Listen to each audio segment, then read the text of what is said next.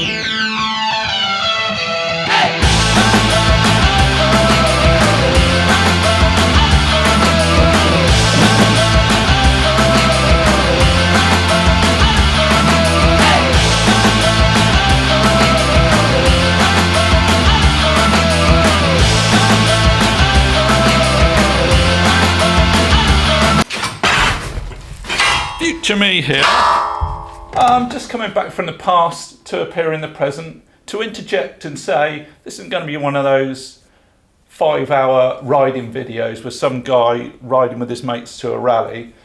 I'm going to, although that is the premise of this video, to ride 500 miles to a rally and back. I'm going to try and make it a bit more interesting by cutting it up, chopping it down, speeding it up like all good lambretta should be, and make it a little bit more interesting. So stick with it. Carry on.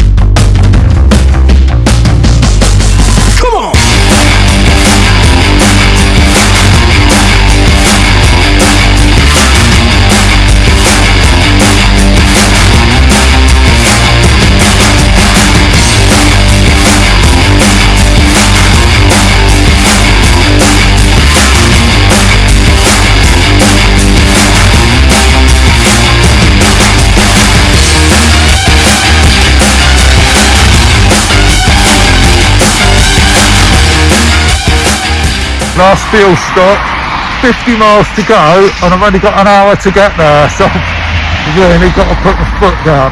But no, I don't want to put the foot down. I definitely don't want to do that. I need to put my hand down. No, twist my hand. Forget it. I've got to go.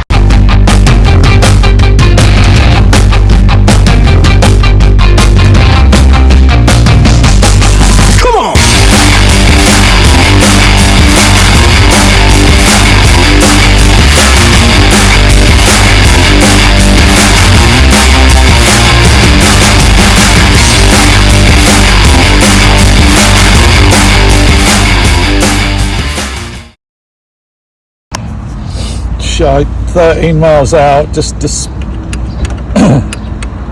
getting a bit of a splutter on, coughing and spluttering, and I'm just going to change the plug. I've only got flipping 10 minutes to spare, otherwise I'm going to miss it. So I'm just changing the plug. I'm going to clean the carb out. I haven't really got time for this. So.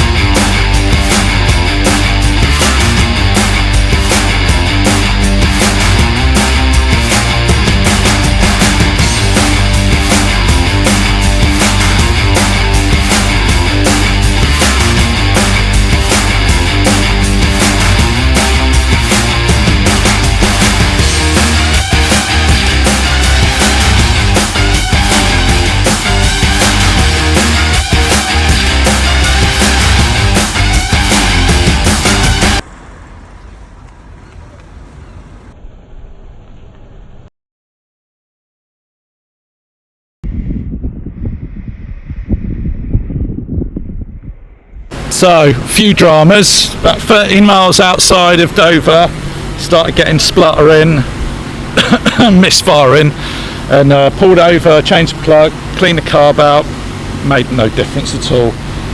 So I just carried on regardless. Made it, I can see Dover, it's over there, I can see the port.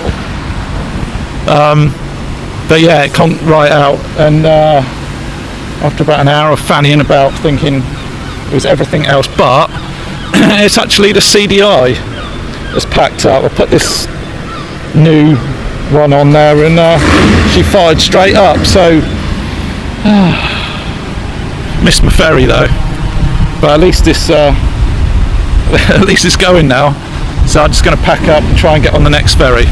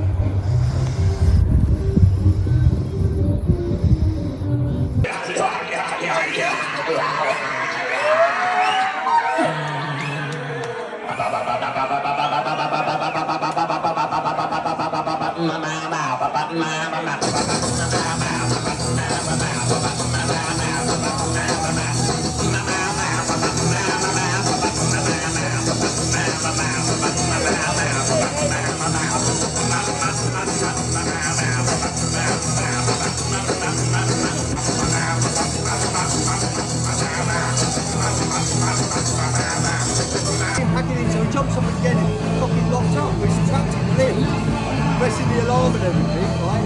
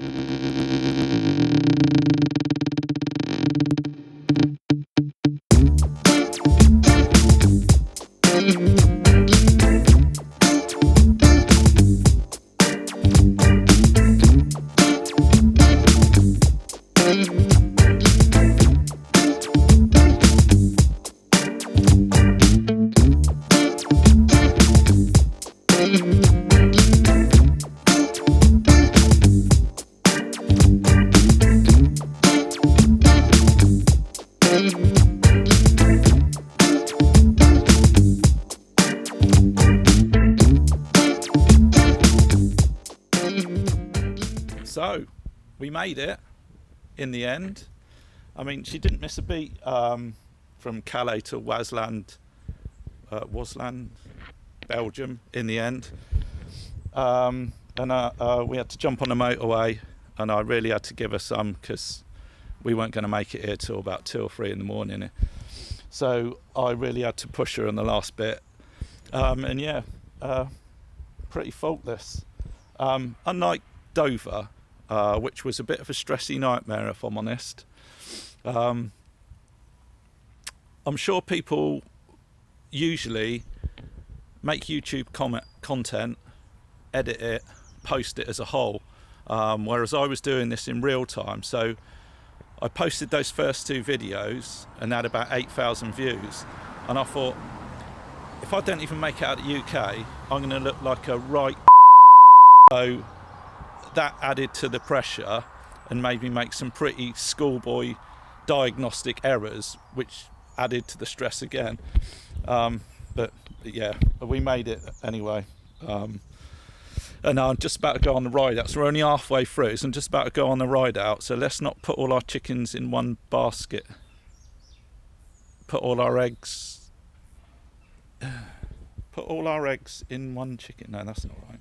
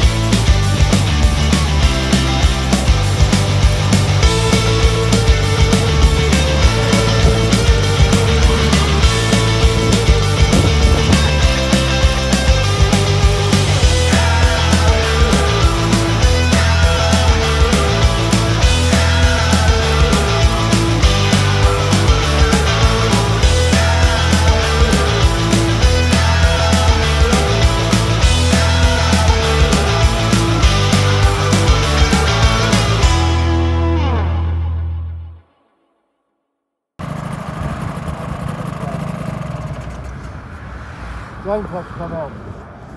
Oh, fucking hell. Yeah. Drain Drain plugs plugs come out. come out. And gearbox drain plugs come out. Yeah. You got a spare one? Never thought it'd fall out. Have you got a spare one?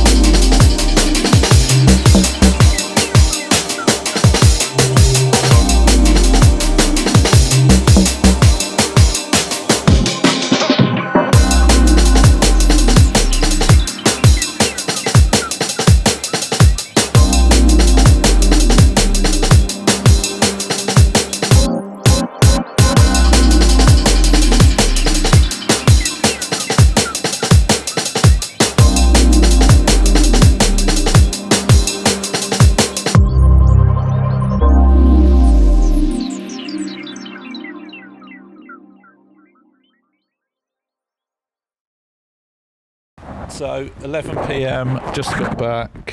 My bum hurts, my back hurts. I'm really tired. So I think I can't think of anything interesting to say at the moment. So I'll add something tomorrow. But she made it anyway. So as you saw, we got back in one piece on this lambretta that had been abandoned and unloved for 25 years. I think we did about 600 miles in the end, what with the ride out and getting lost a few times and stuff, on a scooter that a lot of people would have just scrapped and sold for parts. Well, what decent parts there are on it. But no, she ran flawlessly, well, apart from her flaws. In fact, the only thing I had to do on the way back was just tweak the rear brake up a little bit, and that was it. A bit of a non-story on the way back, really. Handling was great. She's got standard front springs with a BGM front shocks, standard rear shock from Scootopia. Brakes were amazing, which is a shocker because they were brand new front and rear shoes, which usually take about 1 million years to bed in, but they were great from the off. Really impressed with this Scootopia 185 kit, and I think we'll do a short part 4 where we take this to be dynoed and just see what sort of results it gets, because it'd be interesting to see how well it goes as well, and it's been set up by a professional. And then I can go through some of the specs, the gearing and jetting and stuff, for anyone that's interested in getting one. But yeah, I mean, that's it really. That's the story of my little adventure on this 1967 Spanish Li. What did you call me? Oh, continuity, sorry. What do you mean?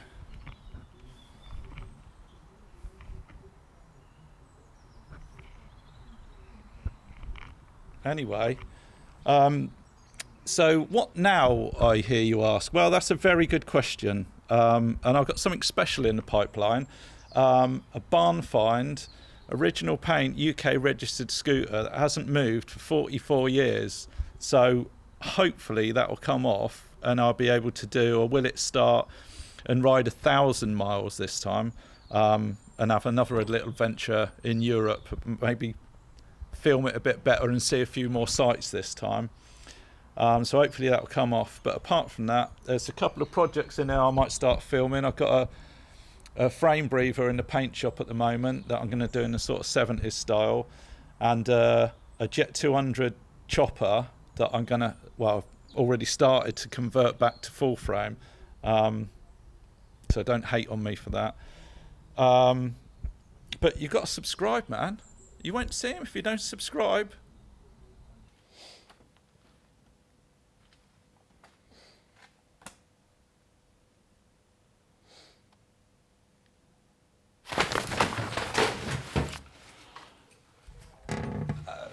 Oh yeah. So, I've got an award to hand out for this month's Scooter Karen of the Month award. This goes to a viewer who left comments in the last video stating that I shouldn't be making videos because I'm dangerous. And the reason that old lambrettas are dangerous is because of people like me.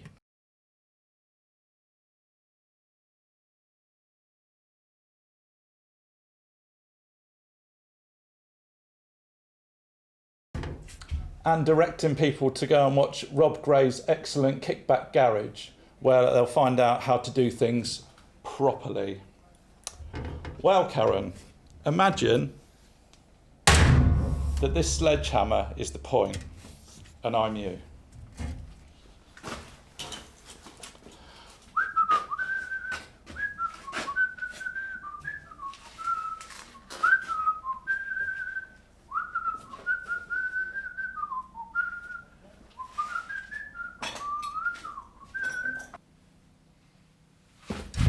Do you get me, bruv?